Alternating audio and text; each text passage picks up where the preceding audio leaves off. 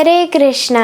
कल हम सब ने राधाष्टमी बड़े उत्साह से मनाई, तो आज श्रीमती राधा रानी के बारे में अल्प ही सही लेकिन बहुत ही महत्वपूर्ण बातें जानने का हम प्रयास करेंगे। जो लोग राधा रानी के बारे में जानना चाहते हैं, सुनना चाहते हैं या एक बार अगर कोई इच्छा प्रकट करता है कि वो राधा रानी के बारे में सुनना चाहता है, तो वे पूजनीय है। इसलिए सर्वप्रथम आप सभी के चरणों में मेरा दंडवत प्रणाम। आप वृंदावन जाओ तो सब क्या बोलते हैं? हम कृष्ण को नहीं मानते क्योंकि कृष्ण हमें छोड़कर चले गए थे, लेकिन राधा रानी तो यही थी वृंदावन में। इनफैक्ट हमारी परंपरा में भी तो ये है। भक्ति सिद्धांत सरस्वती ठाकुर क्या बोलते हैं? वे बोलते हैं कि हम कृष्ण की पूजा नहीं करते, हम कृष्ण को प्यार नहीं करते। एक्चुअली हम राधा रानी को प्यार करते हैं, लेकिन हमारी राधा रानी कृष्ण को प्यार करती है, इसलिए हम कृष्ण को प्यार करते हैं। राधा रानी कृष्ण की पूजा करती है, इसलिए हम कृष्ण की पूजा करते हैं। रघुनाथ दास गोस्वामी क्या कहते हैं?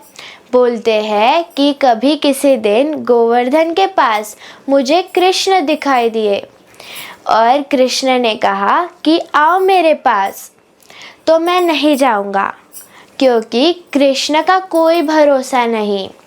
मुझे बुलाएंगे कि आओ, लेकिन जब तक मैं पहुंचूंगा वे तो टेढ़े मेढ़े हैं, पता नहीं कहाँ चले जाएंगे।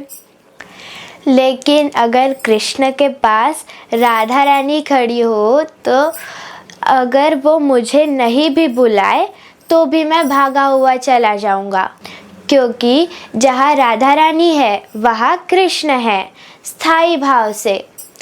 लेकिन बिना राधा रानी के चंचल कृष्ण पता नहीं कहाँ चले जाएंगे।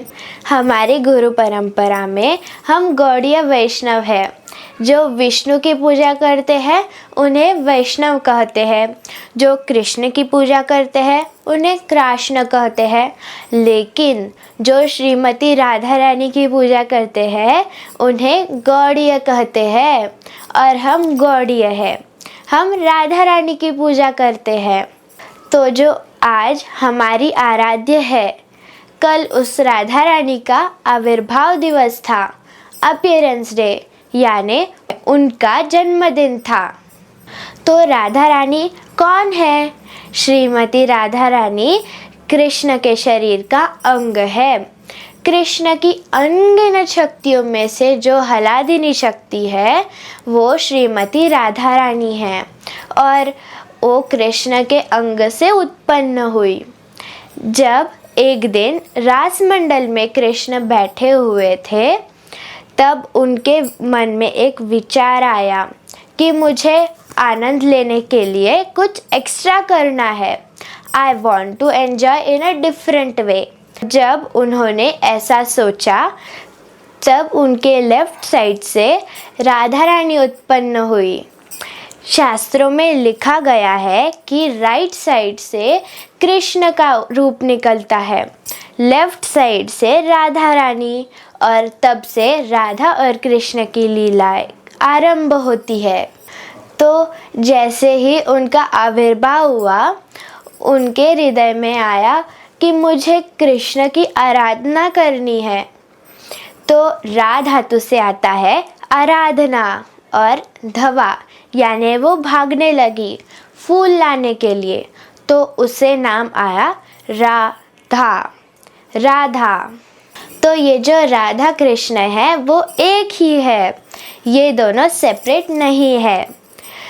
तो इस राधा अष्टमी के पावन अवसर पर आप सभी को ढेर सारी शुभकामनाएं। धन्यवाद। हरे कृष्णा।